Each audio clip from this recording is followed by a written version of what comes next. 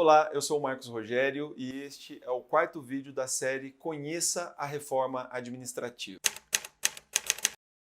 Em 10 vídeos nós analisaremos os aspectos mais importantes da PEC 32 de 2020, enviada pelo governo federal à Câmara dos Deputados. Se você quiser conhecer o conteúdo dos outros vídeos, acesse o endereço ao final. No vídeo de hoje vamos falar sobre o fim do regime jurídico único e sobre a quebra da estabilidade trazida na PEC 32. É importante dizer que em 1998 o governo FHC também tentou quebrar o regime jurídico único e permitir a contratação pela CLT, mas isso acabou sendo derrotado no Supremo Tribunal Federal. O que a PEC 32 propõe é algo absolutamente diferente disso. Não está sendo proposto a contratação pela CLT. A PEC propõe, na verdade, 4 novos vínculos jurídicos. O primeiro é o chamado cargo típico de Estado, reservado para aquelas profissões que só existem no Estado, no governo. Não existe o correspondente na iniciativa privada. Então, delegado ou carreiras policiais, por exemplo. Você tem carreiras da diplomacia, carreiras de fiscalização. Esses são os chamados cargos típicos, porque são típicos, só existem no Estado, não tem o correspondente na iniciativa privada.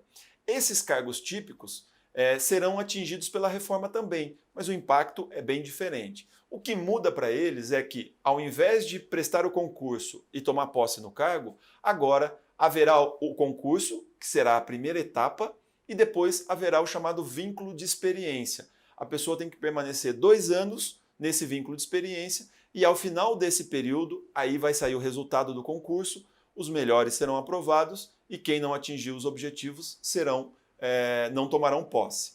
Este cargo típico de Estado, como eu disse, o impacto da reforma é basicamente esse, porque ele garante ainda a posse em um cargo com estabilidade, não é possível haver nenhuma medida de redução de jornada e de salário para esse cargo, e ao final da vida se aposenta com aposentadoria própria de servidor público. Então, esse é o primeiro vínculo. O segundo vínculo é o chamado cargo por prazo indeterminado. Ou seja, você presta o concurso, tem que se submeter também ao vínculo de experiência, mas no caso desse cargo, esse vínculo de experiência é de apenas 1 ano. Depois desse 1 ano, quem for aprovado, aí sim toma posse num cargo, mas a posse não garante a estabilidade. Este cargo não tem mais estabilidade. Então a pessoa toma posse num cargo sem estabilidade e, ao final da sua vida, ele poderá não se aposentar mais como aposentadoria própria de servidor, porque o artigo 9 da PEC permite que o governo aprove uma lei e preveja que a aposentadoria será pelo INSS. Mas além de perder a estabilidade e perder a aposentadoria própria de servidor, a PEC diz que muitas gatilhos e vedações poderão ser aplicadas a esse tipo de cargo. Por exemplo, eles serão suscetíveis também à redução de jornada e à redução de salário.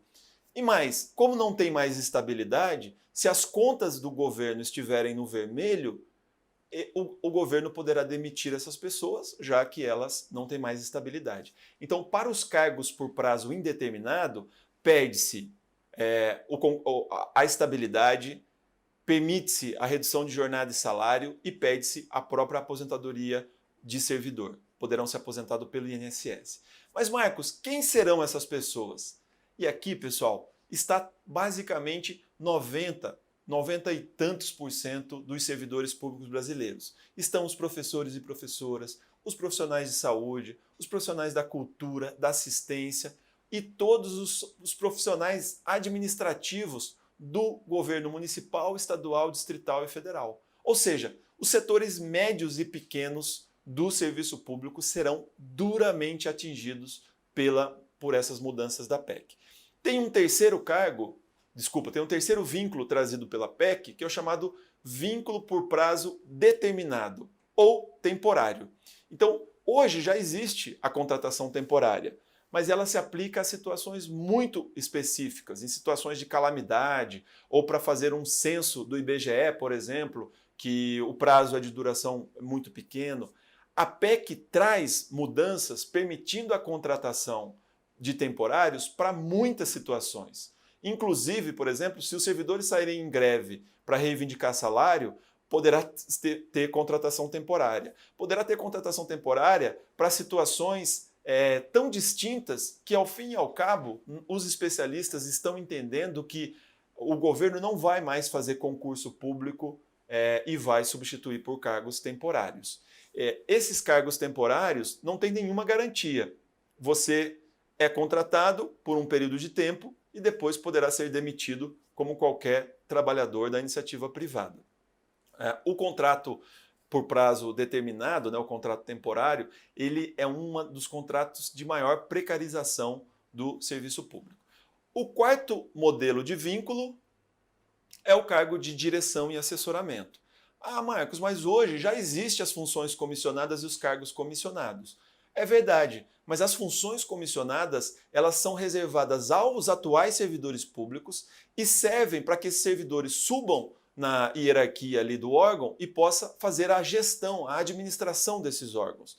Com a transformação trazida pelas PECs, pela PEC 32, a função comissionada desaparece e o cargo comissionado passa a ser a lógica. Então o governo pode trazer pessoas que te apoiou na campanha, pode trazer pessoas de fora da administração pública para fazer a gestão do serviço público daquela entidade, daquele órgão. Isso é grave. Primeiro porque permite uma interferência política muito grande em trabalhos que muitas vezes deve ser técnico.